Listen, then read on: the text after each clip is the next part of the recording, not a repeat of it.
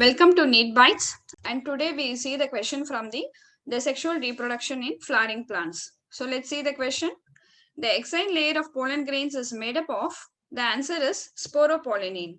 The sporopollen is the hard outer layer, and it is one of the most resistant organic material, and it can withstand the high temperature, strong acids and alkali. So no enzymes that degrade the sporopollenin, and it also helps in the fossilization. So the pollen grains are well preserved as fossils, so because of the presence of this sporopollenin. The inner layer of the pollen grain is called as the intine, and it is very thin and continuous, and it is made up of the cellulose and pectin. So let's see the next question. Which one of the following may require pollinators but is genetically similar to autogamy? The answer is geitonogamy.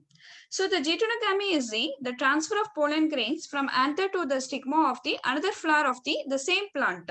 So this involves an agent of pollination, so that it is functionally a cross-pollination, but genetically it is similar to the autogamy, since the pollen grains that comes from the same plant.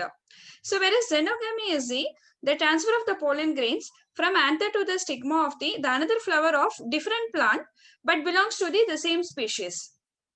The cleistogamy and chasmogamy, here the cleistogamy that ensures the self-pollination, the adaptations of the self-pollination, so where it is a condition in which the flowers does not open. Whereas in case of chasmogamy, it has a open flowers.